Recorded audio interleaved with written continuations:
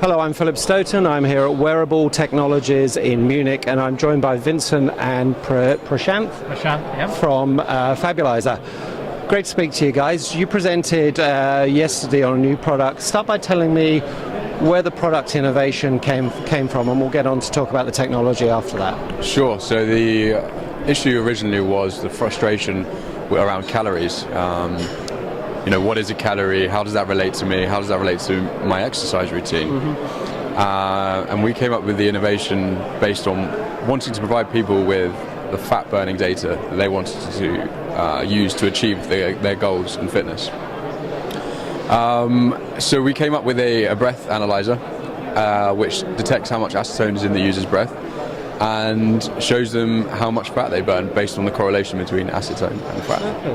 Okay, and in terms of the technology, is that a protectable, patentable technology that you've got within that product? So there's two levels to it. The sensors itself, where we're getting from, those are patented. We have a very good relationship with our OEMs, which is I'm on the board of it too, and we got about 200 patents covering all the sensor technology and the breath-based aspect of it.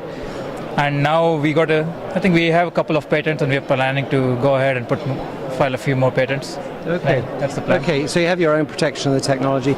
Tell me a little bit about where the company is in terms of company formation, and where you are in terms of developing a product that eventually you can sell. Sure. So we're still a very young company. We've managed to put together a couple of prototypes, and we're just in the middle of finishing our final MVP, ready to show to people. And that will go through another couple of iterations of design, and we're looking to aim for about August this year, having a final product ready to launch. Okay, and in terms of that product you're launching, what kind of manufacturing challenges does this kind of product give you? Because you're buying in a sensor? For now, at least the one that we are shooting for August, we are buying in the sensor.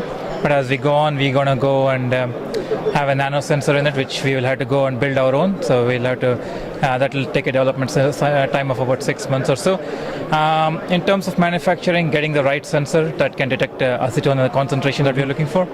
And then we have to think about the whole aspect of how the sensor product looks like in terms of, especially breath, because a wristband is completely a different animal compared to a breath-based device. And then breath has all kinds of issues like humidity and confounding factors. Yeah. So we need to get rid of all those things to get a good, meaningful result. Yeah, there's some interesting challenges there, and we've heard about swimmable products and products that are kind of fitted to the skin and all those kind of things. What do you envisage as a product design? Are you thinking of something handheld that you blow into, or something that you wear perhaps? Well, I guess the first one will probably be a handheld device, just because that's the easier one to build, and that we can probably get by with using commercial sensors. But as we go on, we are hoping to be a wearable device. It could be a headset that's coming down, or something that you wear around your neck and you take out and breathe into it. So that's the kind of thing that we're looking at in the next couple of years, probably. Okay. And in terms of the way the technology interfaces with other technologies, we're hearing more about ecosystems of wearables, how it works with maybe a smartphone, and perhaps how it works with other wearable devices. Are you talking to other people about potential relationships and potentially almost embedding your technology in other devices? Yes, exactly. This is what's making the whole wearable ecosystem so interesting, is the interconnection between all the many devices. We've been approached by a couple of large names who might be interested in incorporating this technology into their devices. As it's too early to say, we're not going to mention any names today.